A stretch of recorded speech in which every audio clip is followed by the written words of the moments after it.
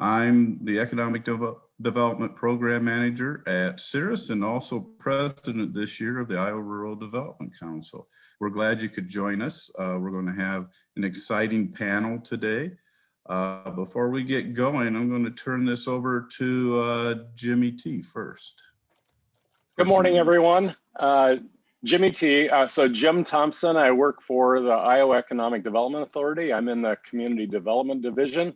I focus on real estate development, housing, and government relations. So I do a lot of trainings with cities and economic development organizations. I am on the executive committee for the Iowa Rural Development Council, and I chair the Invest subcommittee for Empower Rural Iowa. Excited everybody's here. So I'm glad we could get started.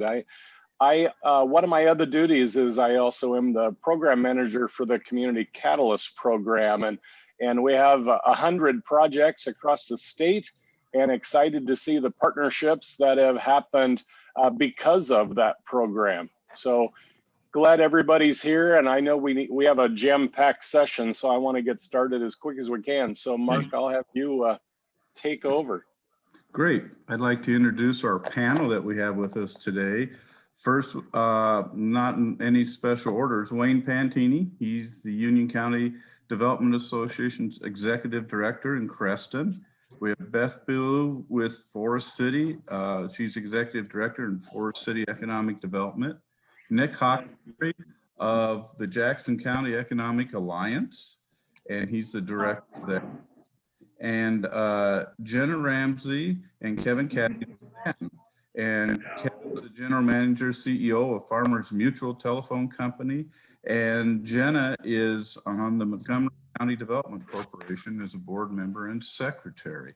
And I think we will begin our presentations with Beth today. So Beth, you can take your project away. I can make this work just like it did 5 minutes ago, correct? If I go to the right button, it works even better. There. Just a reminder, everybody else, if you wouldn't mind muting, because otherwise, if everyone has Beth highlighted, your picture will bounce to the forefront. So mute if you're not speaking. That could be interesting. I think we have somebody on the road on here today. So as Mark said, my name is Beth Bilu. I am the Executive Director of Forest City Economic Development. This August, I will start my 20th year here. So I'm either in a really good job or not smart enough to look around. Depends on the day. As you can see in my background, this is one of our city's projects that we're helping with, in case you wonder why I'm sitting in a children's library. But today I'm here to talk to you about a rural housing development program that we did. It wasn't our first choice of how to do it, but it ended up being our best choice. But first, let's see. First, I want to take a minute and acknowledge Cindy Litweiler's passing. She was a very long-time economic developer. She was a great mentor to me. She was a good friend, and we're so very sorry that she has passed this last weekend. And her family are in our thoughts and prayers. But now we'll talk about Westtown Place Apartments. You know, we were all working on workforce housing, and we had a plan A, and plan B was very successful. This, you can see in the right corner, that was our conceptual drawing, and in the bottom left, that is what it looks like today. So I'm going to give you just a little history on workforce housing in Forest City.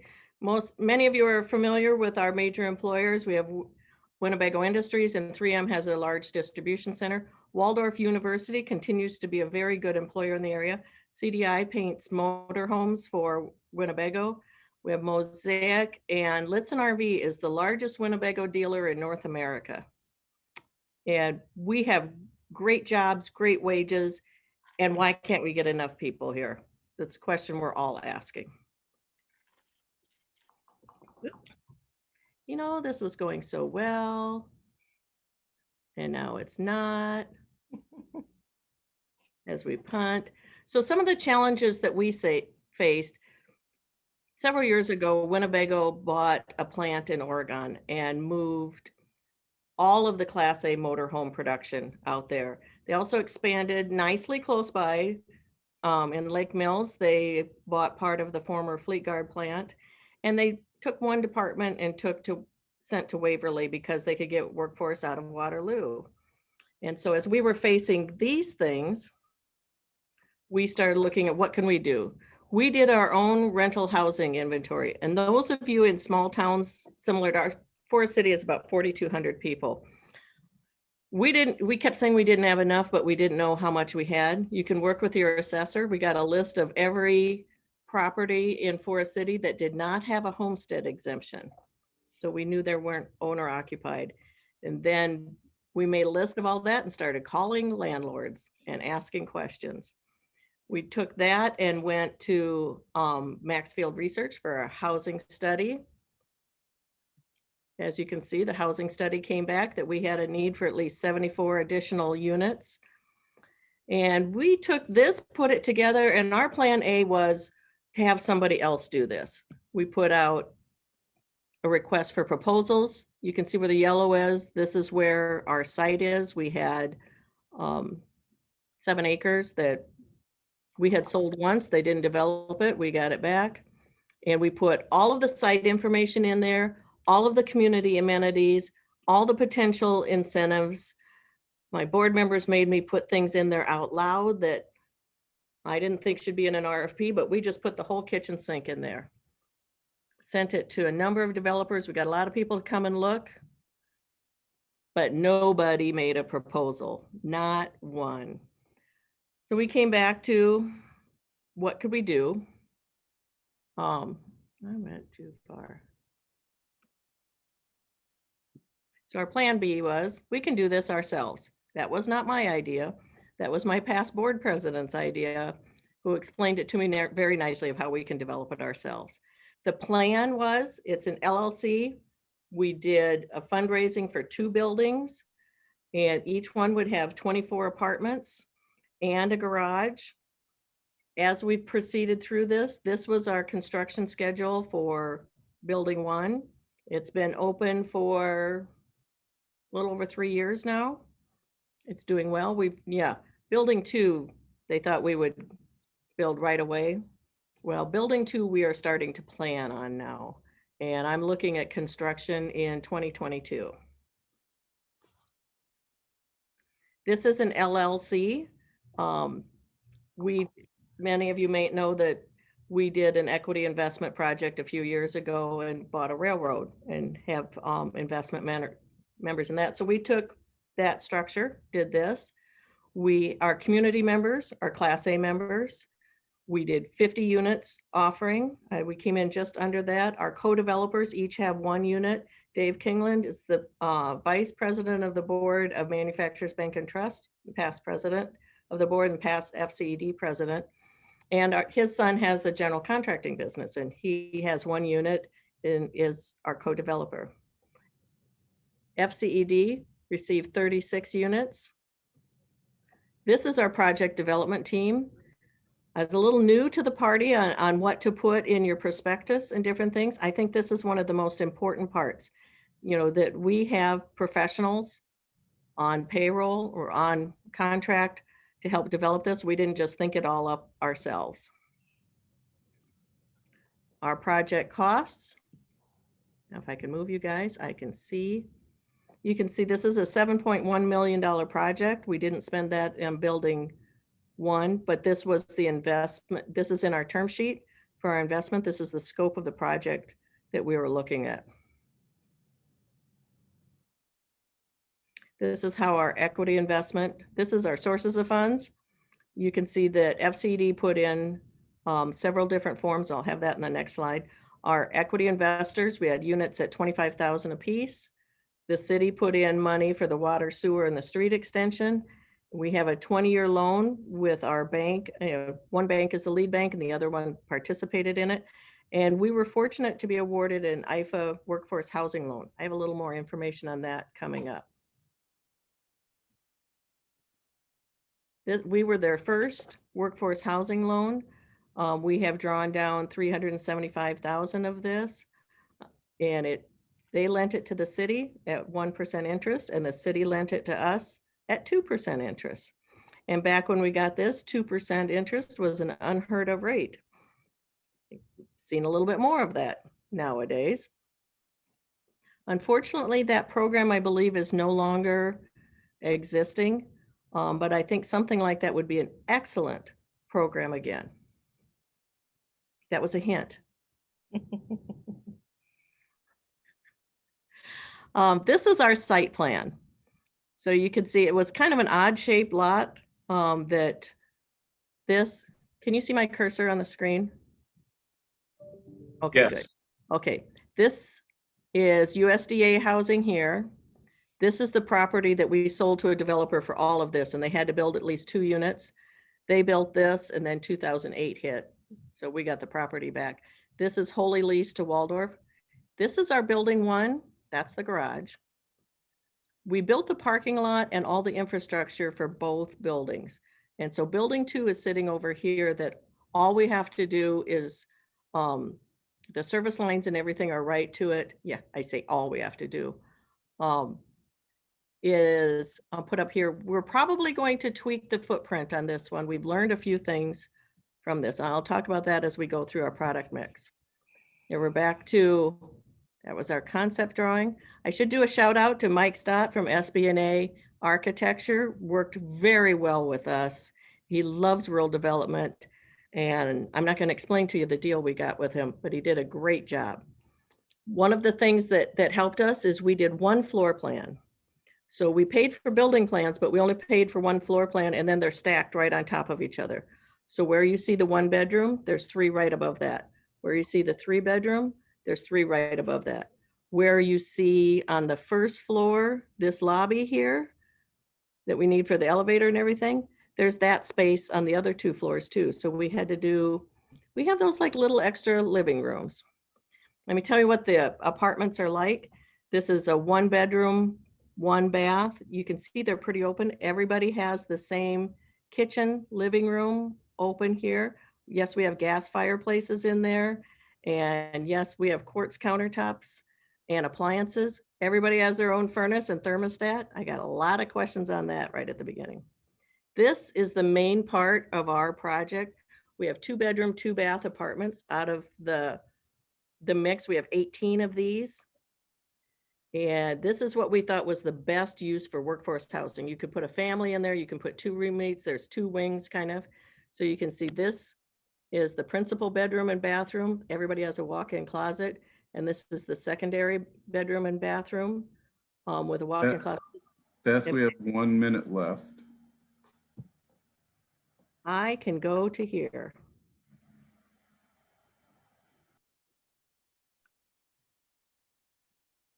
I think I can go. Why don't we just go right to, are we doing questions after this or questions now? Questions at the very end. At the very Okay, end. good. Yes. So financially, this has worked well. The project is full. It was full right after we started taking pets.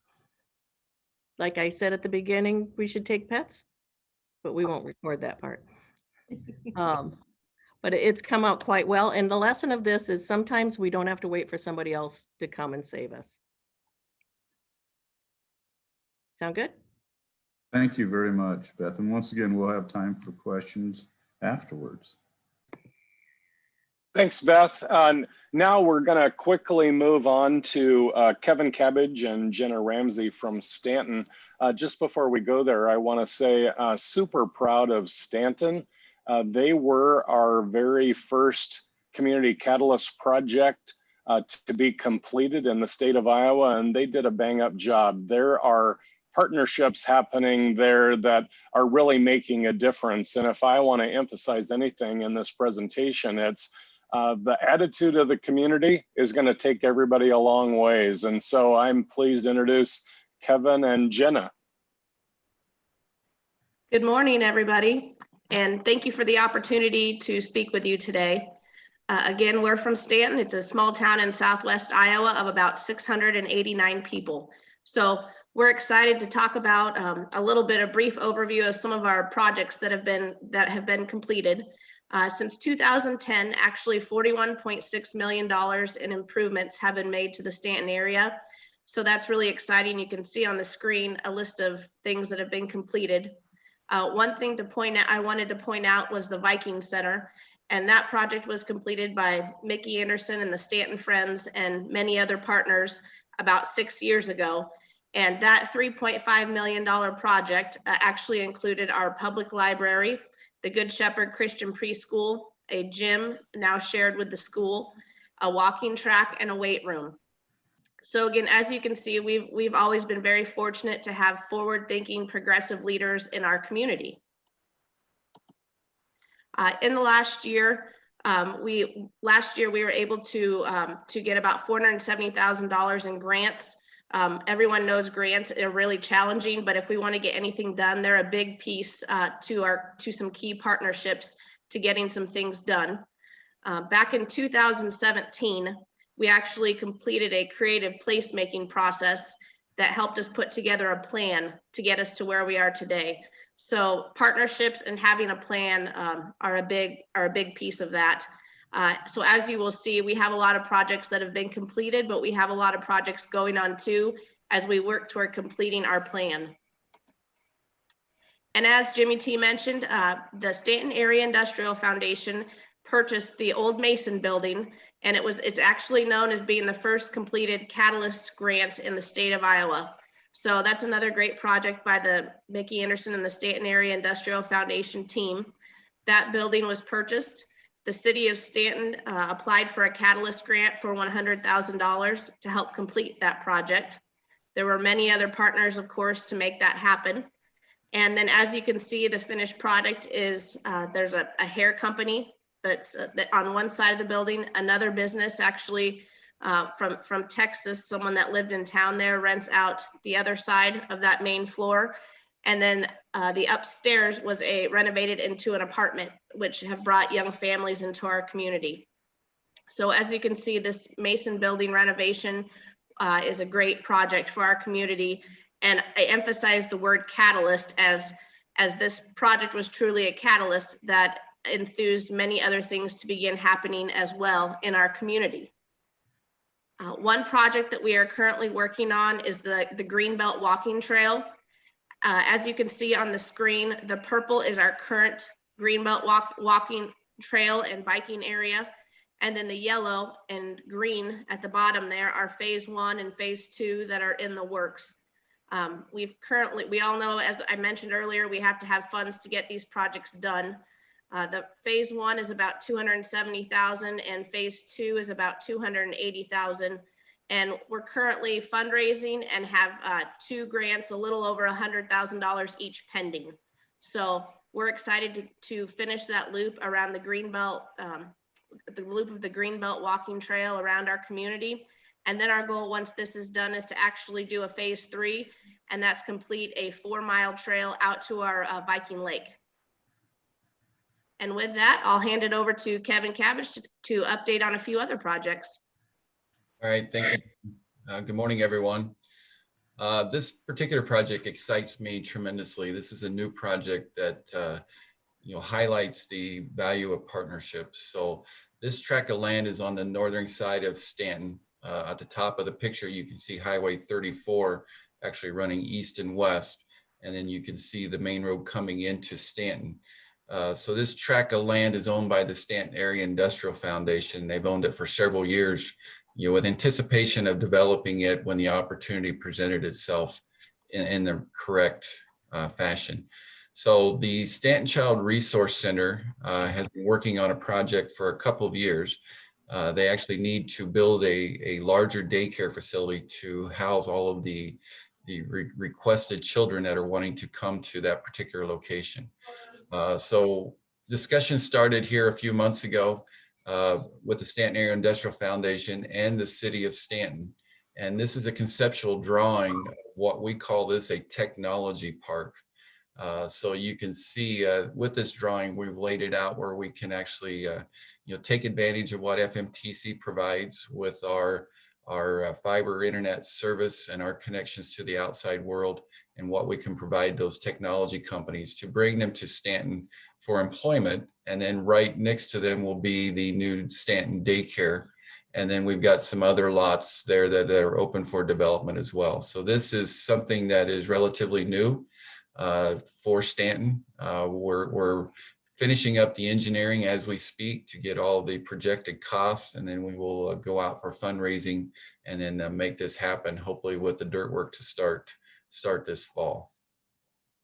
The Stanton Child Resource Center has been in existence in our community since 2004. It is a level 5 daycare. Prior to the pandemic, for several years, we had a waiting list of children of over 50 students trying to get into this facility. And we could not accept them because the building we're currently in is only rated to handle 80 children at one time. So this is our second attempt to build a new facility. COVID actually was a blessing in disguise, as it made us step back and look at our original plans, look at the original locations. So we've actually redesigned the whole approach.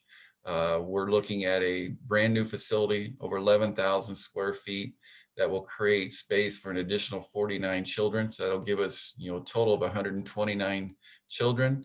It is a $2.6 million project. So we just have got it started this past December with fundraising. So to date, we've raised locally $250,000 towards this project. So we're excited on what this will do. Again, that falls right in line with the technology park development as well. So this is a win-win-win for the Stanton Area Industrial Foundation, the City of Stanton, and the Stanton Child Resource Center, all three of those entities working together for this development. Something closer to my professional job is as the CEO of a telephone company. We're 100% fiber to the home in all the areas that we serve. We have what people need from a communication standpoint. Now we need to draw them to our communities with additional amenities. So these pictures show some buildings that FMTC currently owns. In the lower left is a picture of a wedding venue. This is actually inside of the Stanton Old Lumberyard. That facility was built in 1918. The telephone company purchased it in the late 1980s and had just been using it for a warehouse.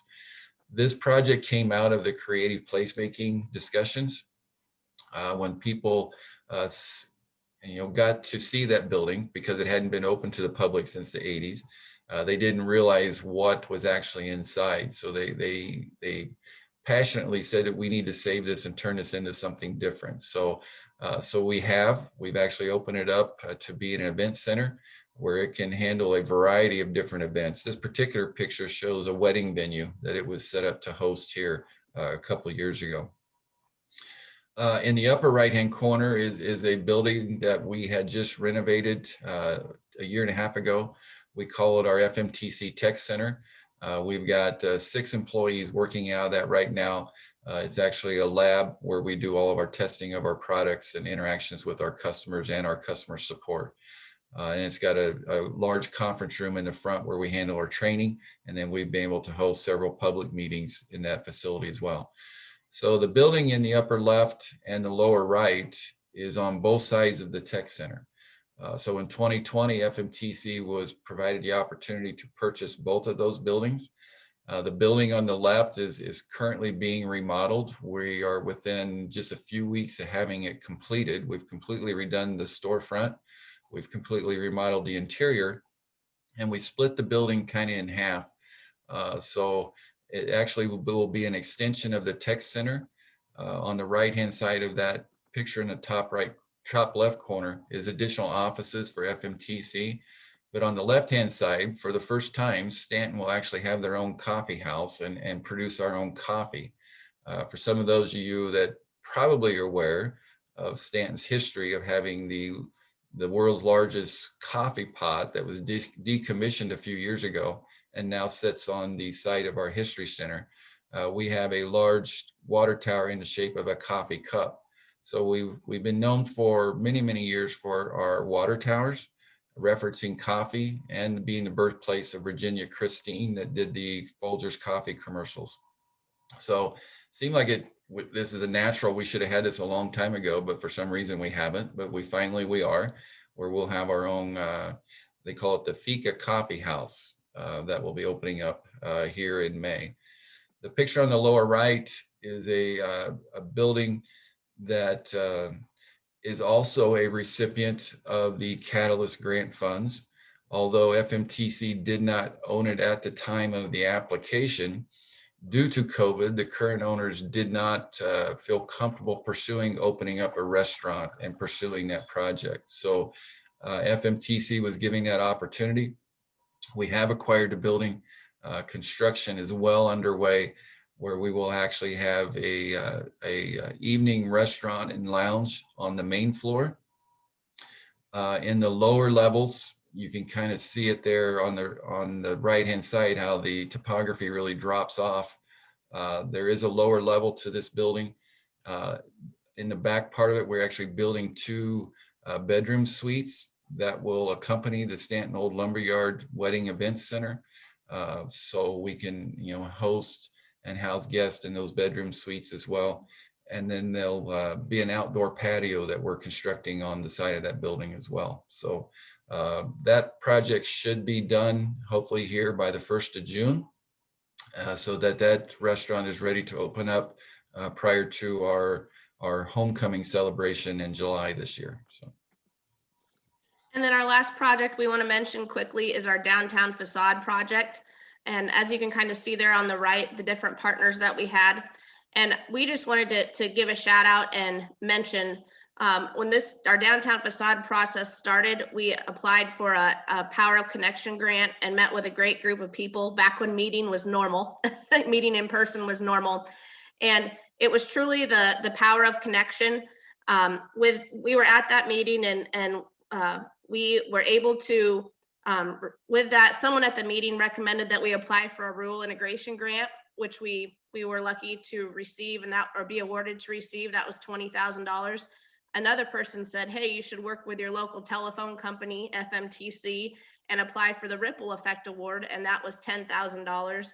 And then we were lucky to be awarded the Power of Connection grant. So the one meeting where we applied for the $5,000 Power of Connection grant turned into $35,000 for our facade project. And the Power of Connection grant actually helped us enhance our rendering, which you can see on here, to make them 3D renderings. And while that was wonderful and important, we actually did not receive the first CDBG grant that we applied for, and we're getting ready to apply again. So little did we know these 3D models were more important than ever as we've been out fundraising and trying to complete our goal of getting the funding for the downtown facade. So we know I'm probably close to time or over time, and I just want to thank everyone on Kevin and I's behalf for the opportunity to speak today. And if anyone has any questions on any projects or anything, we'd be happy to help them. And thank you. Thanks, Jen. That's quite a few projects just with one small community, and we're excited about that. Next, we're going to have Wayne Pantini in Creston. Wayne, I give it over to you to describe your project.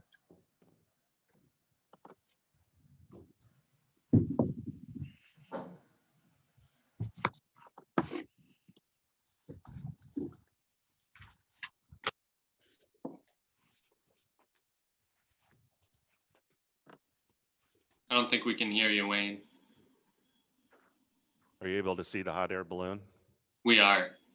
Okay, perfect. Now we hear you too. Okay, great. Well, thank you for the opportunity to talk about this project. We actually do have a community catalyst project here that's near completion. We have been working with Katie Davidson and Andy Rolstead, the owners of the project, here for a couple of years now. They came to us and wanted to start a brewery in town. So we visited with them, talked about the feasibility of that, and went through the process with them. but they went through some conceptual designs. They had a building in mind which needed some significant repair to do this project. And here's the owners, Katie Davidson and Andy Rolstead here.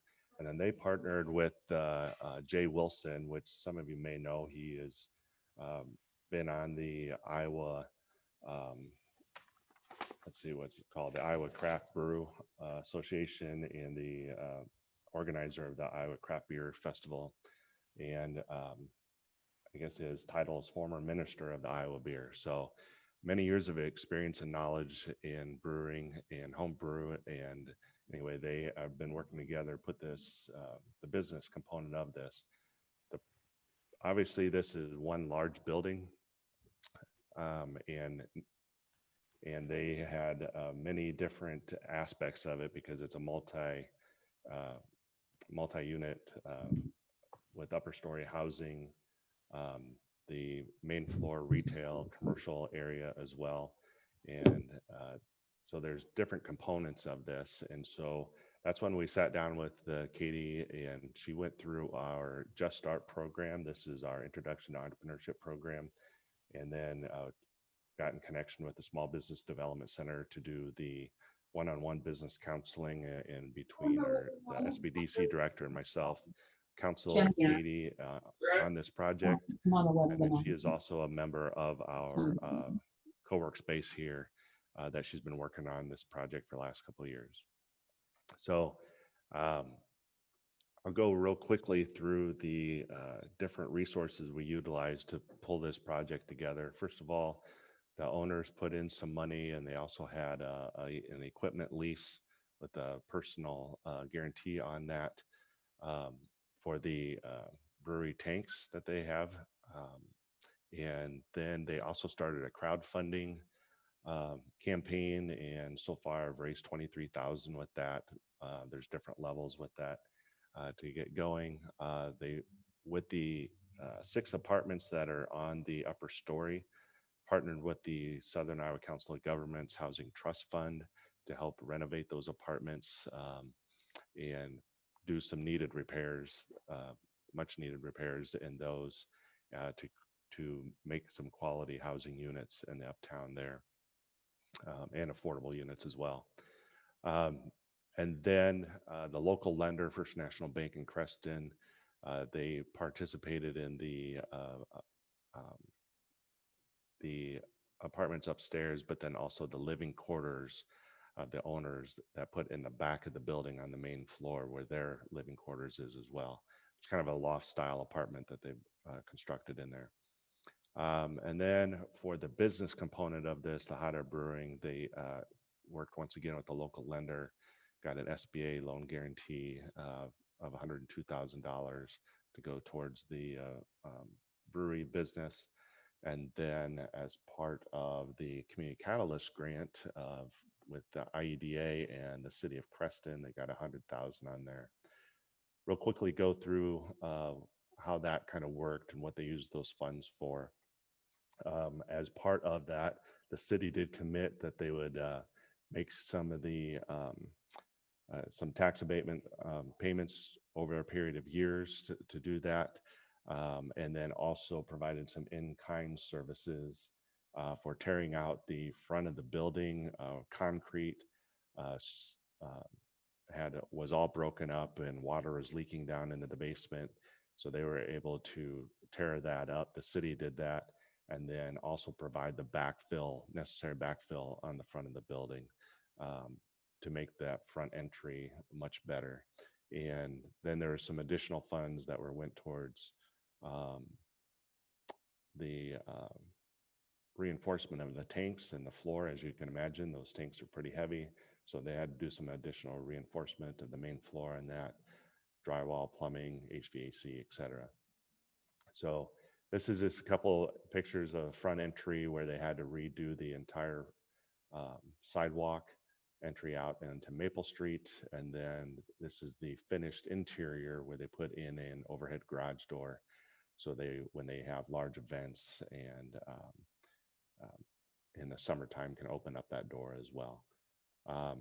This is the completed interior of the building. A lot of local craftsmanship.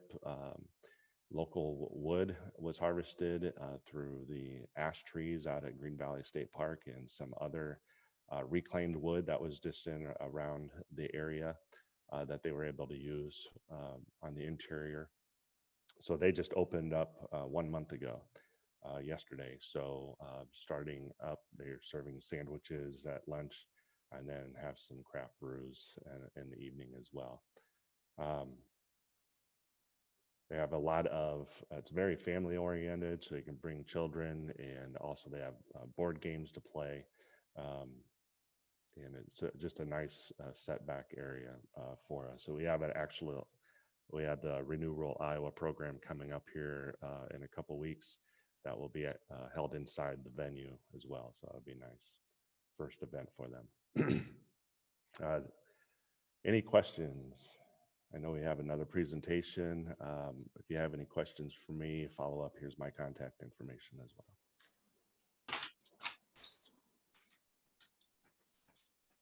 Thank you, Wayne. We're going to move right into our last presenter for today, and then we'll get into the questions if we can. I want to introduce Nick from Jackson County. Nick, we've worked together recently way too much, wouldn't you say? But I'm ready to hear. We just completed another award letter just yesterday, I guess it was, from Debbie Durham, focusing on another project in Nick's territory. So I'm anxious to hear from Nick and talk about your partnerships and your project there. Take it away, Nick. Yes, thanks, Jimmy T. And yeah, we were very excited to get that message from you yesterday, and hopefully in a future presentation we can talk about that project. And first off, I wanted to reach back over to Wayne and congratulate him on bringing a brewery into the space. And I think as also a brewery owner in Iowa, I think that those projects themselves can have catalytic effects in that they're kind of a special business in your communities, and so I'm excited to hear about that, and hopefully we'll get to travel out there soon. So I've been asked to talk specifically about Maquoketa. So I'm Nick Hockenberry from the Jackson County Economic Alliance. I'm the director there. We are focused on economic, community, and workforce development. And I've been here for about 8 years. As Jim mentioned, we've worked a lot together. Actually, when I first came into this office, there was a little bit of an uproar after a recent visit from Jimmy T and his friends at the Downtown Resource Center. They had done one of the early downtown walkarounds in the city of Maquoketa, and I'd say the team in Maquoketa felt that they got a little too much tough love, but I will say it was probably the right medicine. It did light a fire under the team, and since then, I think we've accomplished a lot of the goals and kind of vision that they moved on to from then. And so, I think we've heard it from a lot of the other presenters here, that it really took, two things to really start these type of projects to happen, and that is vision and partnerships. And they go hand in hand. And I think creating an inclusive vision that engages a lot of the community itself, as well as sectors of your community and the institutions there, that's necessary to really create that roadmap and lay the groundwork for successful implementation of any projects. And so that's really where it started in Maquoketa. We took the tough love from Jim and Jim and moved on to a visioning process. And that was Vision 2020 for Maquoketa, and laid out a number of things. But one important element there was downtown revitalization. And in Maquoketa, there was a lot of work to be done. I can't remember what we decided. And the first piece that really needed to be tackled was a Main Street reconstruction project. Okay. I've missed half. And so that was a $3 million plus project. and it was infrastructure replacement as well as some streetscape elements. But really, the argument from our office's perspective was, how do you expect the buildings and property owners in your downtown to invest in themselves, new businesses, or improvements to those properties if the city itself isn't investing in its downtown? And it was many years coming. I think that was partly why the cost was so much. That was the original infrastructure.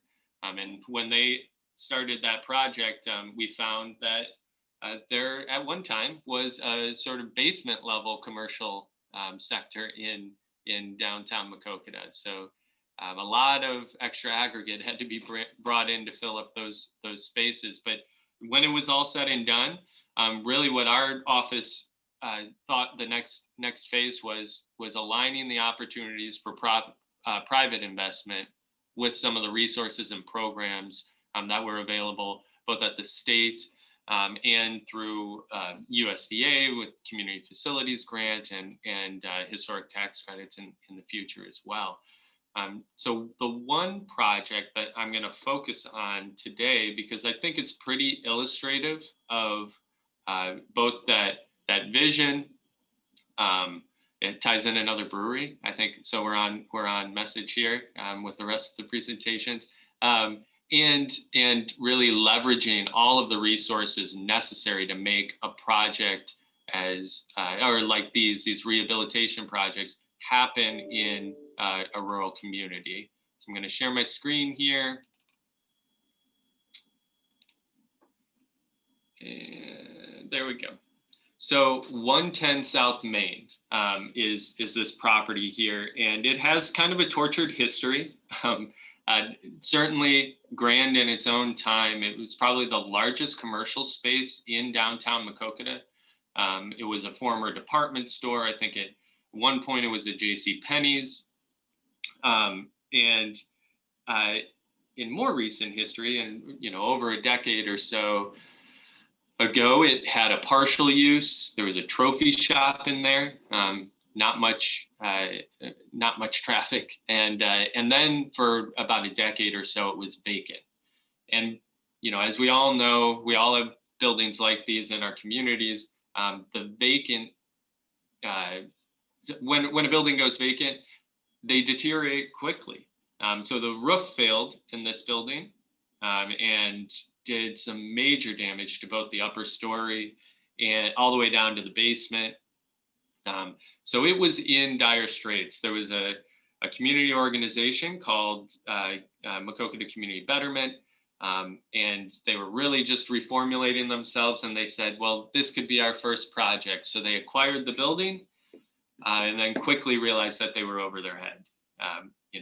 They were a bunch of great volunteers with a good vision, but not a lot of expertise. But luckily, they figured that out quickly enough before they got themselves too deep. So they moved to promote this opportunity and worked with our office to help show the way to a potential property owner to redevelop the space. And that's where we were working on many other downtown revitalization efforts, including a CDBG downtown revitalization grant, downtown facade grant. And we were working with an architecture firm, a husband and wife team called 563 Design. And while we were promoting this opportunity as we're putting our application together for the facade grant to property owners downtown, they realized that there was a lot of momentum in the community. And they said, are there any properties that are available in downtown Maquoketa? And we knew just the one to show them. And it was 110 South Main. That architecture firm created an LLC, purchased the building, and went to work building that stacked funding plan. So this project, over $600,000. A lot of work was self-performed to really make this happen. It would have been upwards of $700,000 to $800,000 assuredly if it if they hadn't really, 563 Design hadn't really undertaken a lot of the work themselves. And it ran the gambit. So local incentives through a development agreement that helped leverage that $100,000 from the Catalyst grant, brownfields tax credits, which I think is an underutilized resource for this type of project, especially in rural communities where every dollar is needed. And then this was the first state and federal historic tax credit project in some time in Maquoketa. There was one previously many years ago, but I think this really showed how it takes, that local buy-in, local public buy-in, all the way up to leveraging those federal tax credits to make it happen. And the architecture firm was very focused on making this building cash flow because they are not community benefactors. They aren't just doing this because they love Maquoketa. They're doing this so that they can help tell other clients that they're working with how to make these tools work. So I'll direct you to some of the pictures here. You'll see that upper left-hand picture on the screen is the state it was in right before we received our Catalyst grant. Kind of an odd cobbled together facade. And you'll look right next to that picture to see where it is now. And as I mentioned, this was a historic tax credit project, and in their research, they learned what the original, one of the more notable facade treatments of this building was, and it had this recessed piece to it, which is a great asset in a downtown, especially when you have the business that they do have in there, which is a new brewery called Maquoketa Brewing Company. Which was started by a city council member, actually. And they now, as we've gone through COVID and everyone's been focused on making those types of businesses work in kind of a tough time, they have outdoor seating in the front and the back because of this unique architectural element. So it was a nice piece that fit in there. But you can see the state of the building in some of these other pictures. Some great assets like the pressed tin ceilings, which have been fully restored. But there were a lot of issues. So that back masonry wall, probably your third row down, first picture on the left, that was the original masonry wall there. That had to be removed and reconstructed. So this building from head to toe, from the footings to the roof, had to be no part of it was not touched. So this is the main commercial level, an incredible transformation with a productive use in it now after many years of vacancy. And I just wanted to show the upper story because I think this is one part of it that we have been trying to show this as a lesson for other property owners here who have vacant upper stories as well. That is half of your building, in many cases. If you aren't programming that with a productive use, you are not utilizing, you are not going to make those buildings cash flow. You're definitely not going to make a rehabilitation project cash flow, but it's an underutilized resource in our rural downtowns. And for a number of reasons, for the reason that there's still carrying costs with heating and cooling those upper stories, but also it helps meet a community need, and that is quality rental housing. It was something we identified early on as a need in Maquoketa, and this project helped fill that need. So there were two bedroom apartments up there, and to make it cash flow, you really needed quality rent prices as well, and that was an education experience for property owners in downtown Maquoketa too, who for many years, and I think part of it's just understanding the vision of the impact quality rental housing can have, but they were undervaluing their own rental properties. And obviously that's a barrier to investment if you're only getting $300,000 to dollars a month on an apartment. These apartments are getting in the mid 800s in downtown Maquoketa, in the mid $800 a month. In downtown Maquoketa, they were occupied after a week of advertising. And really there was no paid advertising. Word of mouth and social media was all it took. And so that is, I think, an incredible lesson to be learned for other property owners who are looking to have this sort of a transformation happen to their property, because it helps make those projects cash flow. Being able to rent those apartments out at a reasonable price, what you might expect in your neighboring metro areas. And I think I'm not sure where I am on time, Jim. You can wave to me if I'm going over at this point. But Yeah, Nick, I think we'll stop right now and we'll open. Thank you. That was very good presentation. That's an exciting project right in downtown. But we're going to open this up for questions. You know, you can put a question in the chat, or you can just unmute yourself and ask a question of any of our panelists.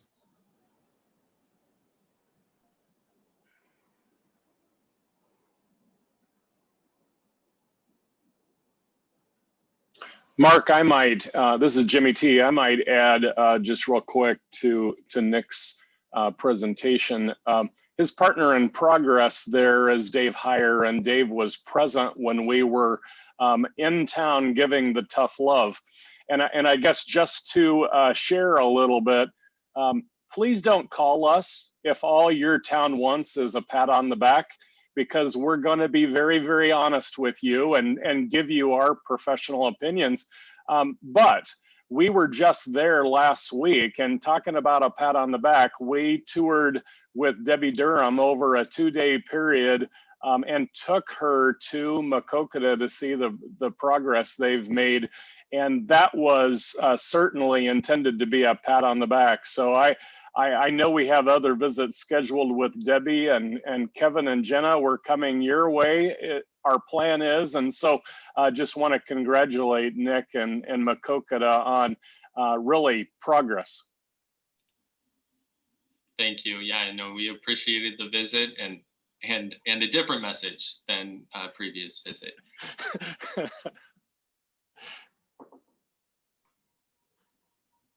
So Jimmy, is that the reason for the complaint department sign above your door behind you?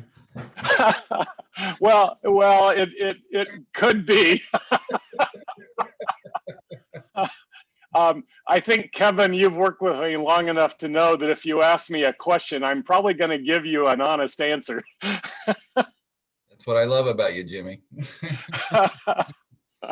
Hey, Jim, would you know what struck me about every one of these presentations was the layering of all the different resources that went into making this happen. I mean, everybody was using different tools, different pots of money, and stacking them on top of each other.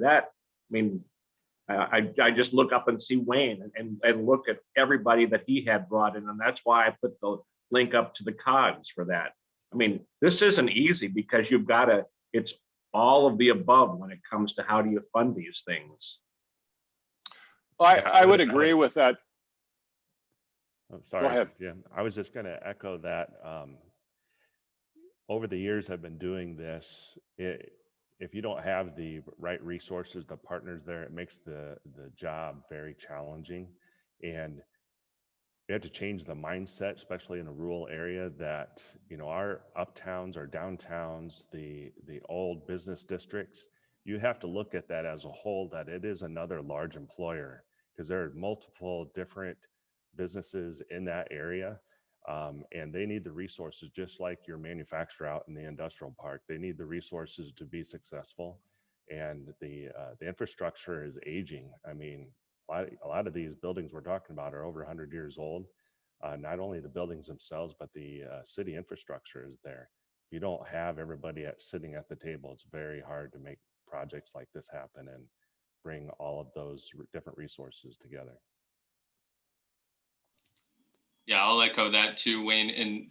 And it just makes me think a little bit talking about that aged infrastructure in our downtowns and how a lot of these rural communities had the foresight some years ago to establish slum and blight districts in their downtown so that they have a tool to address some of those issues in the long term, and how it's important that we express that and the impact in rural communities that tool has, tax increment financing in our downtown slum and blight areas, to our legislators so that they don't, pass any legislation that might negatively impact our ability to utilize the increment in our slum and blight areas too. That's very important, especially this year. We have a question for Beth from Jill over in Calhoun County. Can you explain how Forest City ED did the funding to help with the housing? We went to every layer of money we could find. It's the short story. I'm going to send Bill our presentation this afternoon, and it'll have in there what FCD brought to the table. We helped negotiate the TIF with the city, and we did workforce housing tax credits. I'm very, very pleased with IEDA that you're doing a workshop on workforce housing tax credits so that us non-CPA community people can know what the heck we're doing. I had a lot of grace from a lot of people on that. We did, we had the IFA loan. The city gave us a grant for $300,000 to cover the extension of the street, the water and sewer. And we were trying to do a trail too. Amazingly, $300,000 did not go as far on infrastructure as we had planned that it would. So we're still waiting on that trail. And then we received equity in the LLC for the funds that we brought to the table. Did that answer the question of? Yeah, I believe you did. We have one other question for Jenna and Kevin. And who are the groups who have contributed to moving projects forward in Stanton? And then on a follow-up on the daycare center, how are those owned and operated?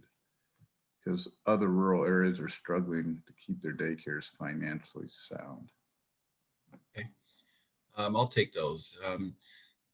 Stanton's very blessed. We have a very proactive community and mindset with the majority of our residents. So it's usually not that difficult to find people to help contribute to some of these projects going on, but they basically have been led.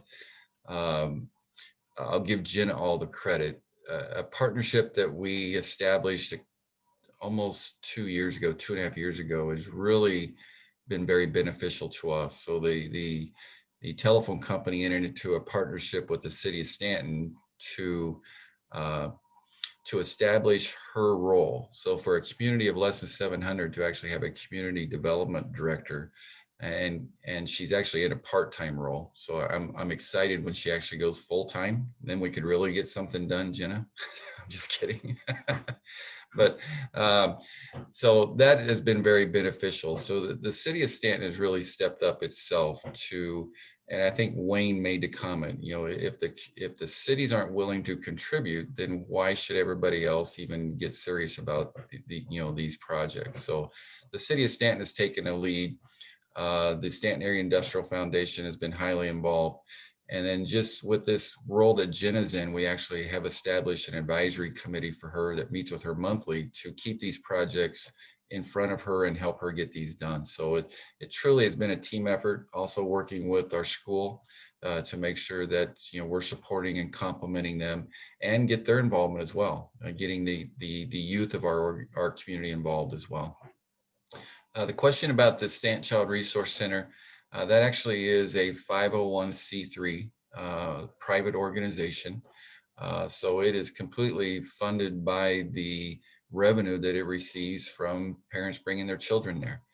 Being a level 5 daycare opens them up for some additional funding from DHS and from some various entities if you meet those qualifications. But as everybody knows, a childcare business model is very, very, very tough. and, to provide that level of care, but yet keep it affordable so people can bring their children there. So, and bless their hearts for what those teachers get paid. It is very minimal as compared to what they're actually receiving. So we actually have a full-time director. I believe she's got up to 15 employees, I believe it is, that run that facility. And again, what makes a business model tough is you have to stay within compliance of the state requirements, so many teachers per child, and then limiting it to the square footage that you have available for those children as well. So it's doing all right. It's taking care of itself. But as you look at, paying for a $2.6 million new facility, their business model is very challenging. So that's the hurdle we're up against right now is trying to identify as many outside funds as possible to help get that facility built, because their business plan is already tight enough just to handle operations, let alone take on additional debt for a $2.5 million facility. So.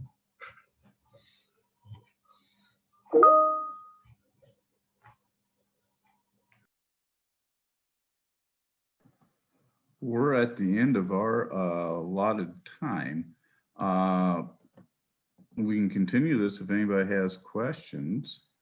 Other than that, we're excited to have everybody on today, and we look forward to next month's Zoominar that we'll be looking at workforce and efforts that are going into addressing the workforce shortage across Iowa. Does anybody else have anything else to say today?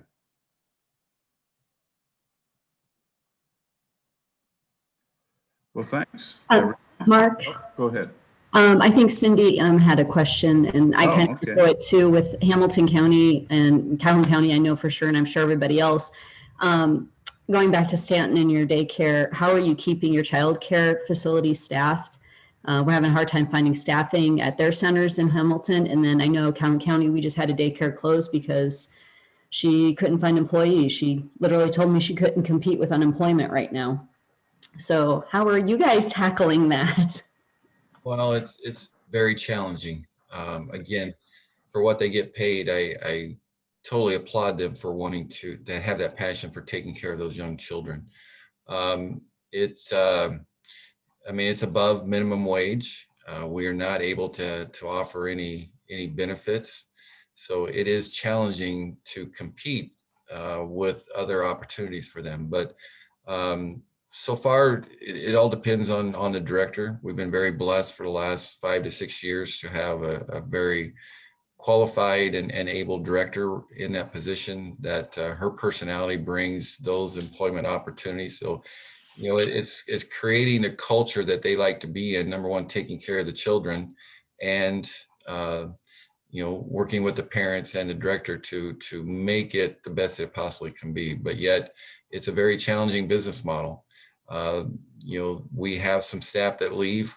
You're always looking for qualified staff to come in, but then there's always a risk. We've some that have stayed just a few weeks, and some that have stayed quite some time. Something that we've tried to tap into a little bit is with Stanton's education system, we have some retired teachers in our community as well. So we've actually opened that up for them to help volunteer. Obviously, they've retired for a reason, but yet they still have that passion for taking care of children. So if, you try and involve those folks that have those qualifications and capabilities and that passion to take care of children, but yet not make it a full-time job for them. Give it an opportunity where they can come in and help you with some of your scheduling, but yet not make it a full-time job. So that has helped as well. That's a tough question. It is hard. Daycare is very, very hard in all aspects. So.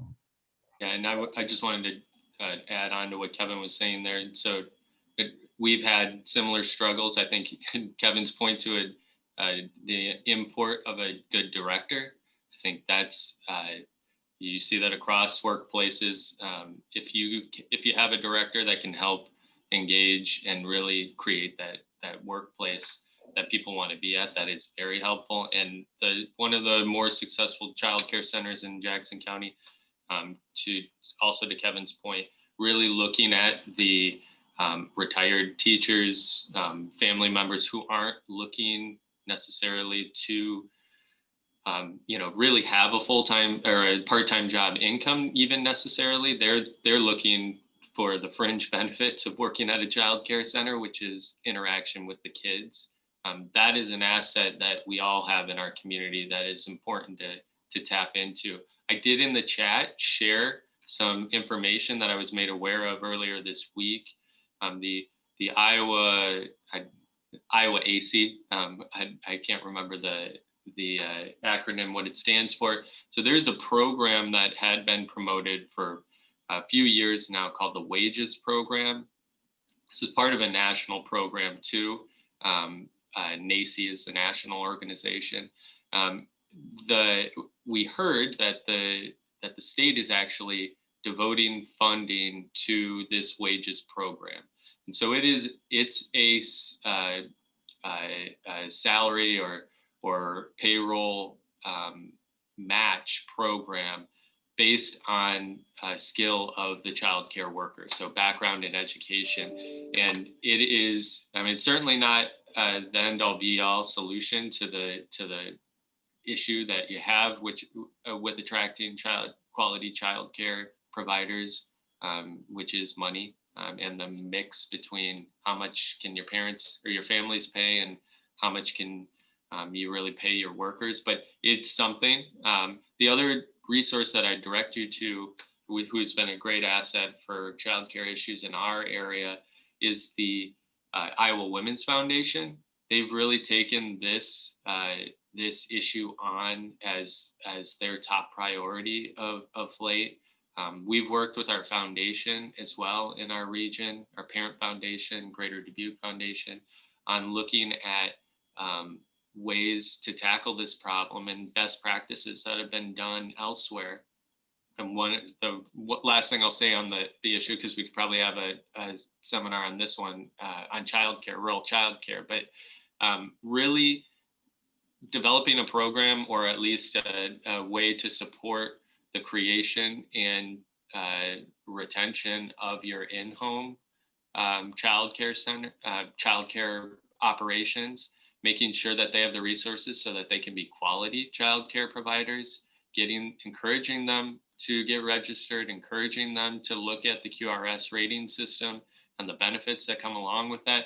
All of those, I think, are really important things that economic development offices, community development offices need to be focused on as well. Totally agree, Nick. Thanks for your comments. And I want to echo Mark's thanks to everybody. Thanks for participating in this, and really hope that as you have further questions, please reach out to Bill. He's been a great facilitator and getting us all together and addressing these issues. And so I want to thank everybody for your participation today too.